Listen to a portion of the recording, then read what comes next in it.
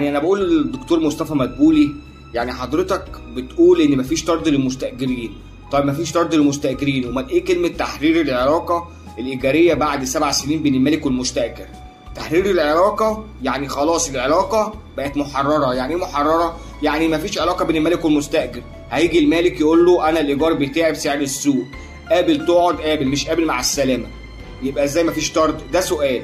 تاني حاجه، يعني الدكتور مصطفى مدبولي كحكومه انت اتقدمت بمشروع قانون الايجار القديم.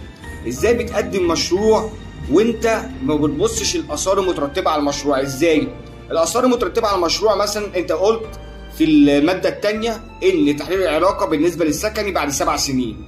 طيب بعد 7 سنين دوت مثلا لما يكون مثلا يعني راجل مسن فوق ال60 سنه او ست مسنه فوق ال60 سنه وهي مستاجر اصلي او هو مستاجر اصلي، ماشي، يروحوا فين؟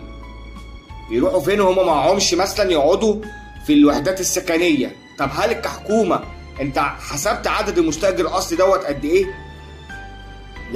ممكن فوق ال 500,000، ممكن يكون عدد المستاجر الاصلي فوق ال 500,000، اي ما يتطلب ان الحكومه توفر 500,000 وحده سكنيه. هل الحكومه عندها 500,000 وحده سكنيه؟ هل ال 500,000 وحده سكنيه اللي الحكومه وفرتهم هتوفرهم في قد ايه؟ وهتوفرهم في انهي اماكن؟ وبكام؟ وهل الراجل ده هيقدر يدفع ايجارها؟ اذا كان هو عايش بايجار قديم وعايش بمعاش تكافل وكرامه وعايش بيجيب علاج وعايش بيكمل باقي الشهر بتاعه، ربنا العالم هو بيكمله ازاي؟ تيجي تقول له هديك وحده سكنيه. اذا كان البنوك اما بتيجي مثلا تيجي تدي تمويل عقاري او حد يجي ياخد منها شقه، البنك يقول لك انت فوق ال50 ما ينفعش اديك. ليه؟ خلاص انت في سن اليأس، في سن الموت، اديك ومين يدفع الكارت؟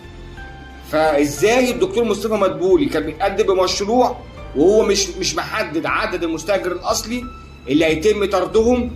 هو بيقول لك مفيش طرد. طب اللي هيتم تحرير العلاقه، خلاص العلاقه اتحررت، يروحوا فين يا دكتور مصطفى؟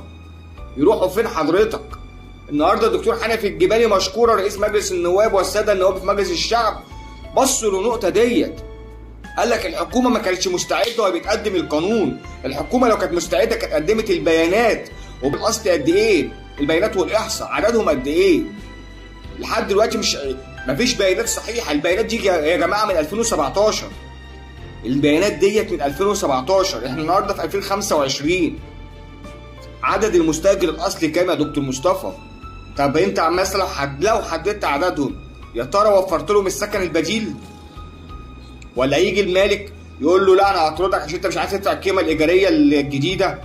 طب العلاقه خلصت، انت بيروح فين؟ طب خلال ال7 سنين دول انت عيشت الناس اللي هي المعاشات والناس الكبيره في السن في حاله قلق وتوتر. ده ممكن الناس دي ما تشوفش النوم، يناموا ازاي وهم حاسين ان خلاص كلها كام سنه ويطردوا، كلها كام سنه ويبقى موهوم الشارع؟ ازاي يا دكتور مصطفى الحكومه تتقدم بمشروع قانون زي كده؟ حكم المحكمه الدستوريه كان تثبيت الاجره غير دستوري، خلاص يبقى احنا نعلي الاجره تدريجي. انما ان انا كما ماده تانية وتحرير العلاقه، المحكمه الدستوريه لم تتطرق لتحرير العلاقه نهائيا.